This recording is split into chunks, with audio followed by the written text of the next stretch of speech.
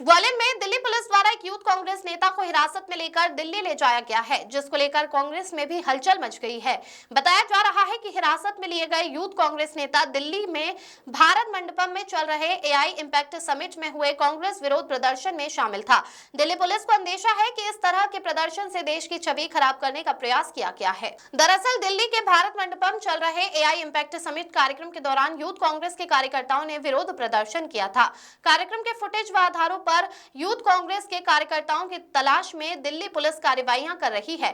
बताया जा रहा है कि इस प्रदर्शन में ग्वालियर के यूनिवर्सिटी थाना क्षेत्र में रहने वाले एक यूथ कांग्रेस के पूर्व प्रदेश सचिव जितेंद्र यादव भी शामिल होने की आशंका है। इसी को लेकर दिल्ली से आई पुलिस पार्टी ने तलाश कर उसे हिरासत में लिया और बताया जा रहा है कि जितेंद्र को लेकर दिल्ली रवाना हो चुकी है, जिसको लेकर ग्वालियर में भी जिला कांग्रेस में खासी हलचल देखी जा रही है। कांग्रेस प्रवक्ता आरपी सिंह ने बताया कि कथित तौर पर ऐसा कहा जा रहा है कि कोई आधिकारिक जानकारी अभी नहीं दी गई है कि एक युवक कांग्रेस के नेता हैं। जितेंद्र यादव के घर पर जाकर पुलिस ने रेड डाली, बल्कि मैं तो ये कहूंगा कि रूप से उन्होंने घर में प्रवेश किया, पूरे घर परिवार के लोगों को प्रताड़ित किया, उनके मोबाइल तक जब्त कर लिए।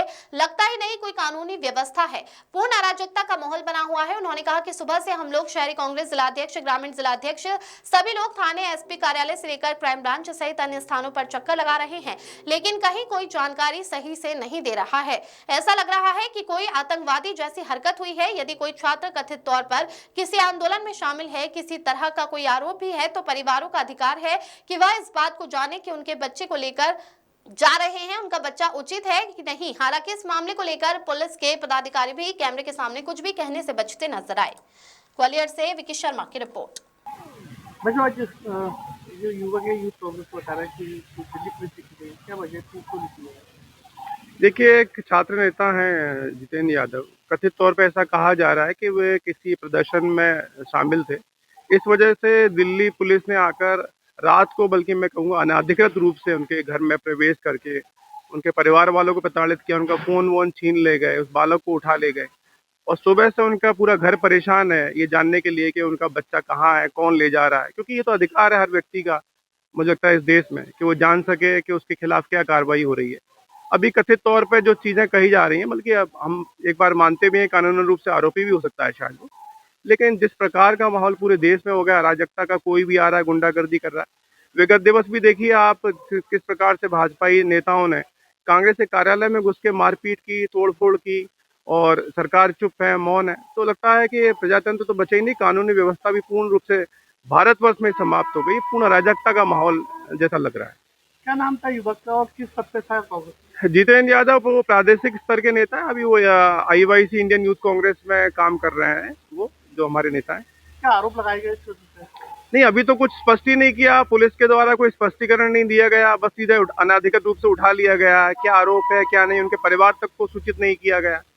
तो अभी आप लोग भी तलाश में हैं? हाँ, हम बिल्कुल सुबह से पूरी कांग्रेस जो है हमारे साथ, दोनों डिस्ट्रिक्ट कांग्रेस के अध्यक्ष ग्रामीण के और शहर के हमारे साथी थे। हम बार बार कहीं थाने जा रहे हैं, कहीं क्राइम पुलिस के पास जा रहे हैं, कोई भी जानकारी देने को तैयार नहीं। भाई साहब, क्या हुआ, क्या ऐसा अचानक हुआ रात में कि जो आपके होश उड़ गए या कुछ भी?